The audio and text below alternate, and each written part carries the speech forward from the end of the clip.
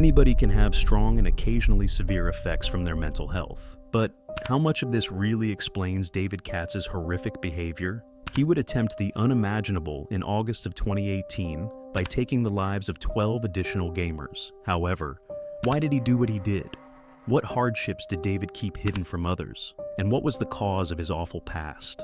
On August 26, 2018, at 1:30 p.m., David Katz, 24, who goes by Brett in the gaming community, entered the Good Luck Have Fun game bar, which is housed inside the Chicago Pizza Store at Jacksonville's Landing in downtown Jacksonville, Florida. He was thinking of only one thing: murder. A motive was never provided for the occurrence, which shocked both the gaming community and the general public.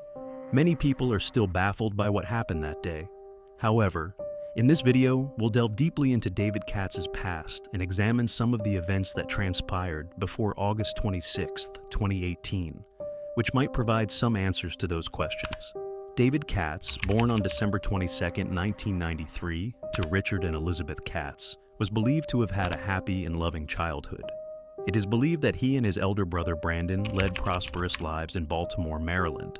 Not surprising, as Elizabeth worked for the FDA as a toxicologist and Richard had been an engineer for NASA. Although not much is known about David's early years, we'll presume that the four members of the family had rather typical lifestyles. When possible, the parents would go to work, the kids would go to school, and they would spend time together on family outings.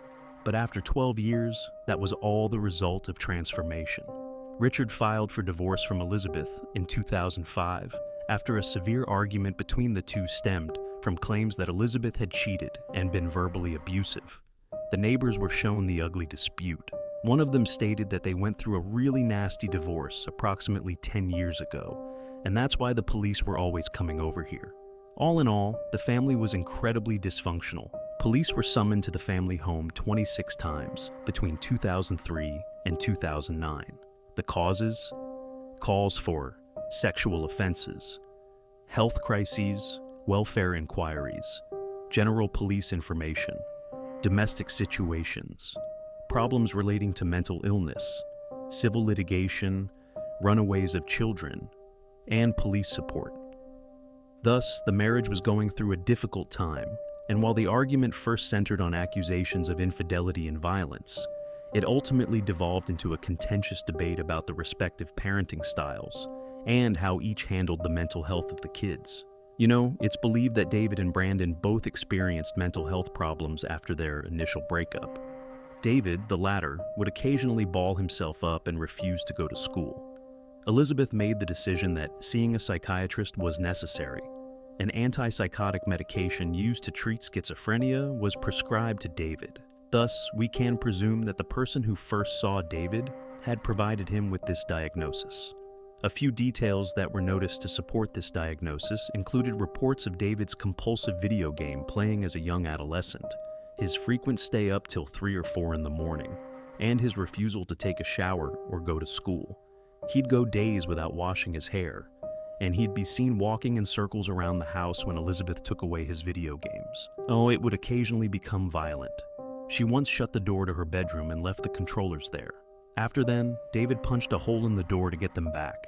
Richard, on the other hand, claimed that Elizabeth was giving the kids dangerously high-risk medication and that she was lying to mental health professionals, leading him to reject the possibility that his son had schizophrenia. "He seems to be always aware of reality," Richard shot back. "Elizabeth doesn't present any proof that either child has schizophrenia, despite the fact that David was going through a mental crisis at the time, according to therapists. David would be admitted to psychiatric hospitals 6 times during his childhood, and he would stay for 97 days at one facility in Utah. That time, Elizabeth asserted that David was approaching a possible schizophrenia break and was in a desperate situation. David was diagnosed with dysthymia, a chronic low-grade depression and oppositional disorder without specific diagnosis in Utah, independent of his mother's influence. It appears that, while David suffered from mental health issues, schizophrenia may not have been one of them. When the divorce was eventually finalized in 2007, Elizabeth was granted custody of the kids while David was permitted visitation rights. This is why the police were summoned to the residence so frequently. But when David turned 18, that was different. He desired to leave. He asked the judge to let him live with his father and conveyed his hatred for his mother in a letter to the judge overseeing the case. "There is nothing in this world I detest more than her. She is everything that I detest. She has struck me in the past and always takes away my belongings. At my mom's, I never have enough food, but at my dad's, I always have plenty to eat." After the ensuing hearings, David would end up under his father's supervision. Thus, David eventually achieved his goal. He didn't live with his mother. At last, he would not have to attend the incessant meetings on medicine. He detested those and certain medications that he wasn't sure he wanted to take. Now, he was free from having to. Life was wonderful, but David never really settled down throughout his time at school. Not really, because he had to frequent several mental health facilities over the years. He was characterized as quiet and, as one student put it, a bit of a weirdo during his final few years of attendance. Although it's unknown if David had a close circle of friends, Zachary Kosher is at least one who is known to have spoken well about him. David, for example, claimed he would exude melancholy, yet we still loved each other's company. David and I mostly talked about video games and his dream of being a professional gamer in the future. He was an avid gamer, and that's what he would eventually go on to do for a living. For the next few years, specifics remain murky, but we do know that David became increasingly enthused about one game in particular, Madden NFL from EA Sports, a video game featuring American football that bears John Madden's name, the Hall of Fame coach and pundit.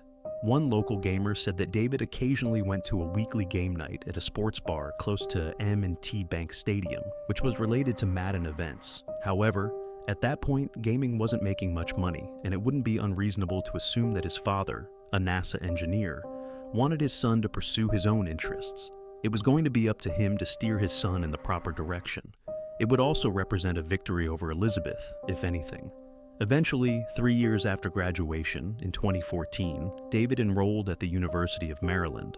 While he majored in environmental science and technology, his graduation is unknown. Although the duration of his attendance at the university is unknown, it can be inferred from available sources that he continued to attend as of the 2017-2018 academic year. Still, it's believed that he did not register for the 2018 spring semester. Stanford University students engaged in competition on October 19, 1972, using the space combat video game Space War, which had been created 10 years before. It comprises two player-controlled spacecraft, the Needle and the Wedge. Shooting each other down in a dogfight is the game's objective. Bruce Bamgard emerged victorious in the event that autumn day, taking home a year's worth of Rolling Stone subscription. In actuality, though, he accomplished the greatest feat of all.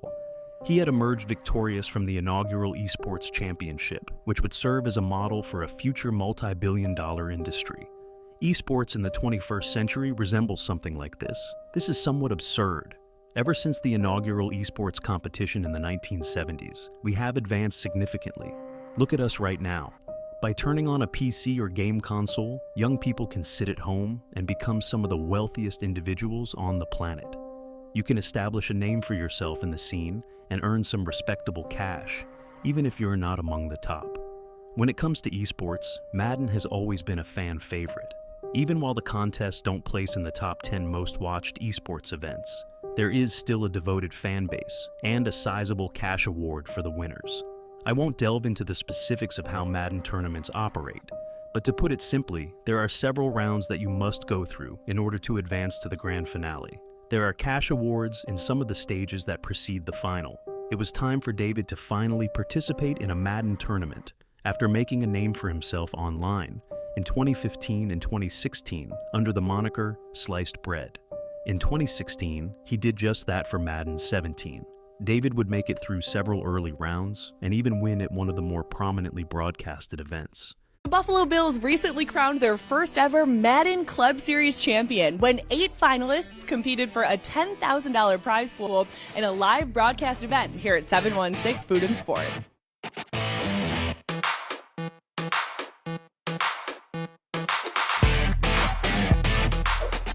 The competition is really unbelievable because these guys it's an investment for them. I mean, they've had to work and qualify to get to an event like this. There's only 8 guys that made it here, so it's a commitment. There's no question about it. It's a way to help grow the game, to grow the fan base, not just for us, but for the NFL as well. We work so closely together, and it just made sense. I think it's pretty cool. Like, the environment's nice. I like this place. I've never been here before either. It's a good choice. It's hard to beat 716 because it's so comfortable. Live action, and you got the huge screen. People waiting on you. You get food and drink and relax and watch these guys compete. You can actually get to see the guys playing. It looks great. I'm kind of shocked with it being a projector that it's that high def. Yeah, it's impressive. It's been really entertaining to see them. Like, I play Madden just for fun, and they're a lot better than I am doing things that I've never seen before, so it's pretty cool to watch. They're highly expert. It's interesting to hear their vocabulary and their depth of knowledge about what makes the game tick. So it does have its own appeal, no question. At the end of this season, we'll have a tournament of champions. The winner from each club event, they'll go into a final tournament. It's $50,000 for the winner. Go! That last game, the last few minutes, it was just one of the craziest games I've played, really nerve-wracking. I did think that I probably lost it when I didn't get that fourth down, but I was able to get a stop and got a lucky play at the end. Oh my goodness, the young man from Columbia, Maryland, the last play of the game, and he gets it done. The goal at the beginning of the year was to get to the final tournament, and one step closer. I think the industry is going to grow by leaps and bounds. You're going to see more and more events around the country, and they're going to get more and more coverage. We want to help establish the players, to build their persona, to help them market themselves so that they can help us grow the sport. If somebody can make a buck off of it and it's got that much interest, there's no question it's a growing sport.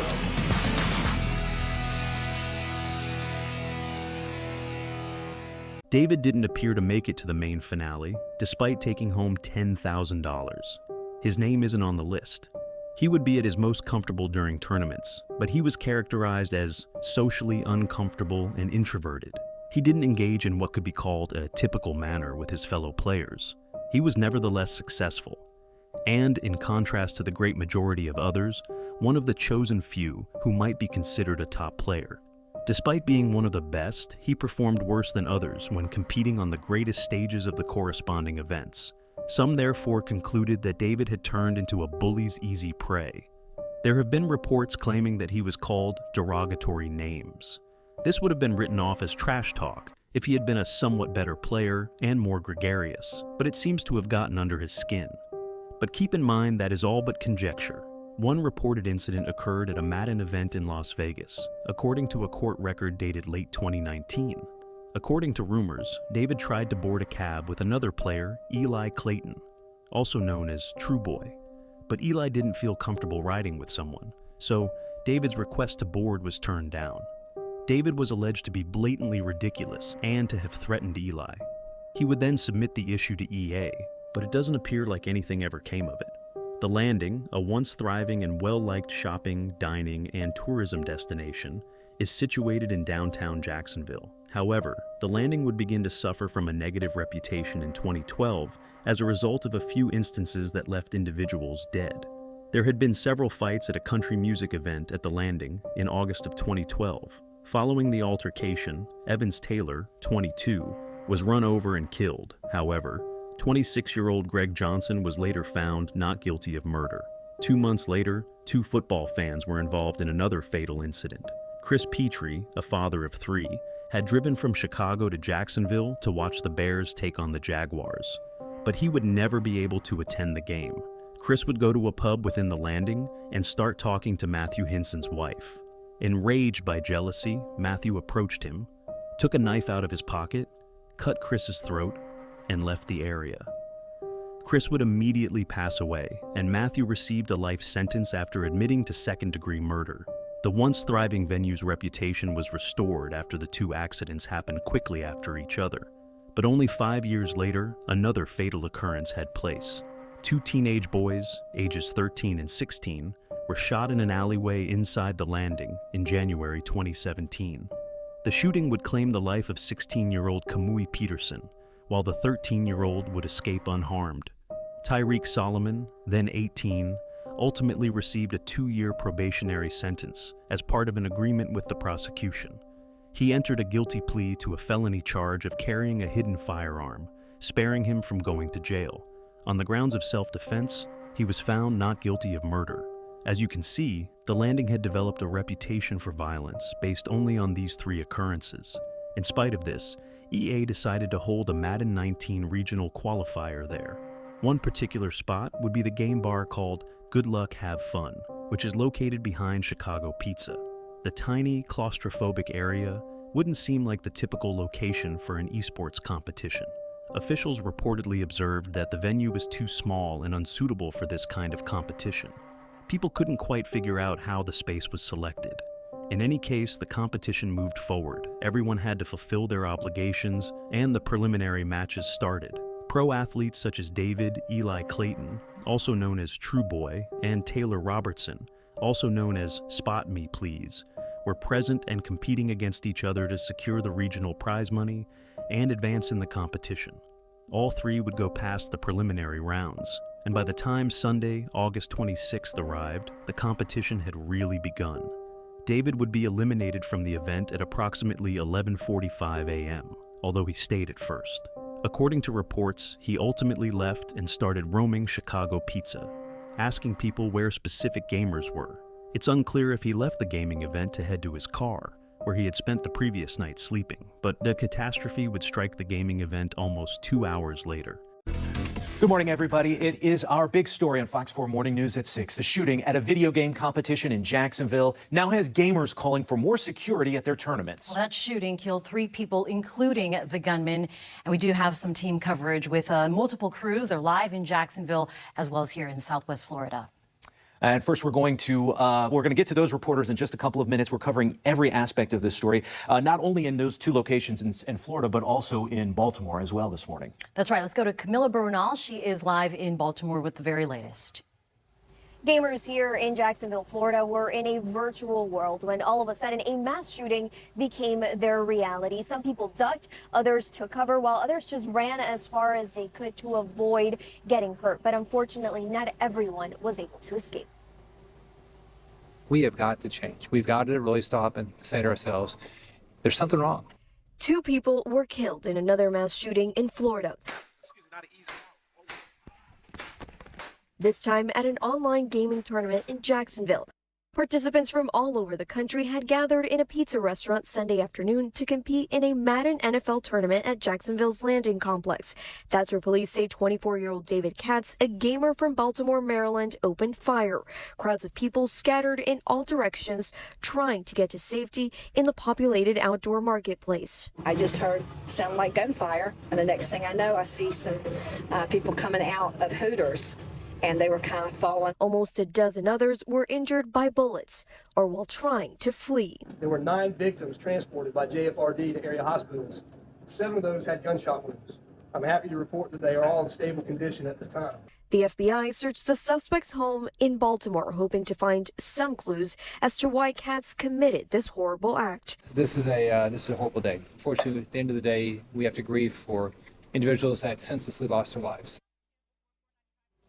And just to recap, it is 2 dead and 11 injured, 11 that were taken to local hospitals and that the sheriff says are in stable condition. Now, area streets here have reopened to the public. Of course, that restaurant remains closed. Sheriff deputies are still in the area and just trying to figure out exactly what happened. Reporting live in Jacksonville, Florida, I'm Camila Bernal. Now back to you. Camila, thank you. And crews at our sister station in Baltimore tell us ATF agents have been searching the family's home of the shooting suspect, David Katz. Let's get right to Chanel Perriman. She is there this morning with what we have just found out about the suspect.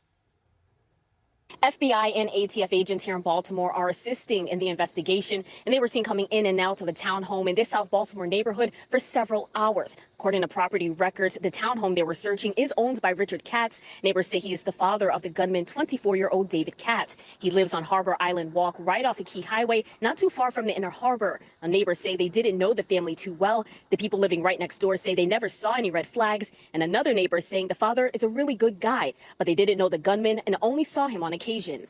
Wow, I've seen this guy somewhere, but I didn't really know him personally. I feel sorry to his family and parents. They are pretty quiet. They keep to themselves. I see them coming and going from the house, and we say hi to each other, but other than that, don't know too much about them. Eli Clayton was playing his favorite game, Madden, when David Katz, equipped with a 9mm handgun, fired 12 shots inside the gaming bar. At that moment, Livestream picked up the red laser on Clayton's chest. 12 rounds later, David had killed Eli and Taylor and wounded 11 more. Then he made the decision to end his own life. Following the shooting, all Madden qualifying events were canceled in the near future. EA gave the families of Taylor and Eli $1 million. Although Eli was rumored to not even be going to this event, he suddenly made the decision to go. By December, qualifying had resumed, albeit with a significant police presence. That year, several players honored both victims with their victories, and in the end, Pavan Lakat, also known as Pavon, would take first place. The loss deeply affected the gaming community, particularly the Madden players. How could a man, enraged over a game, kill innocent people who were merely attempting to better their lot in life? Most people agree that this was the motivation. David chose to randomly vent his resentment at gamers after realizing he had lost. However, as I dug deeper into this case, important details started to emerge that suggest a different motivation. Had David indeed been enrolled at the University of Maryland until the spring term, would he have believed that this was a make-or-break situation? He would end his own life and bring a few more down with him if he had lost. There isn't enough information in the public domain about the year he left the university, so we can't say for sure if that is the case. They only claim that he was not registered for the spring semester of that year. However, other attendees felt that the shooting was targeted. Was it a conspiracy of retaliation for the Las Vegas taxi tragedy that happened a few years earlier? Or perhaps it was a mix of the two. It still wouldn't be okay to kill an innocent person because they refused to get in a taxi with them, even if that were the case. Again, no official motive has been stated. However, it should be noted that this explanation ignores the fact that Taylor Robertson was also a target, and that 10 additional persons were shot within the venue. Thanks. I am here with True and Problem. True, you got the win. You're moving on. You are still poised, and you have it all together. How do you feel? I feel great. I mean, I feel like the monkey's off my back. I finally, show people what I can do. And just still, I got more games to play. I got a lot to prove still. Yeah, and that move last in the 4th and 7. Can you tell us a little bit about that? I honestly don't know. I mean, I was going to hit the low ball to the left, but I saw him user peel off to the middle, and I just hit it right in the crease, and it just worked out. It definitely gave you the win.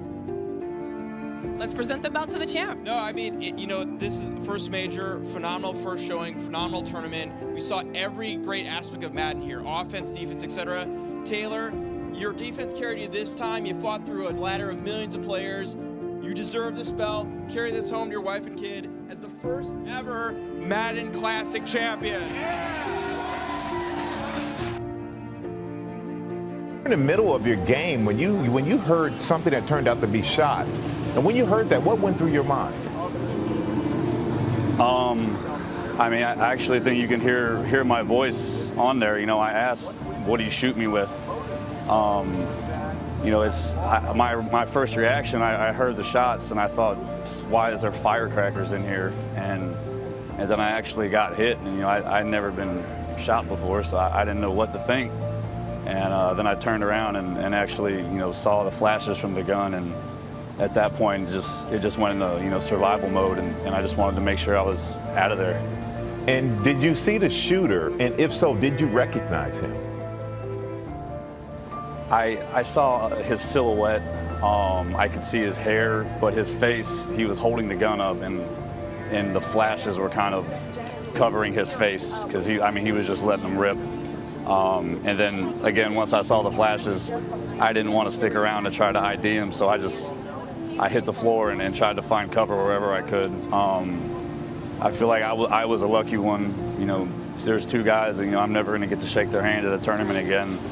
And I'm in a hospital room next to my buddy who's, he's got 2 bullets in his chest, and they said they're probably never going to be able to get him out again. And he's doing good, but it really breaks my heart to see guys that I care about as much as I do, hurting and to see their families grieving, and it's really something that I don't want anybody to ever have to deal with.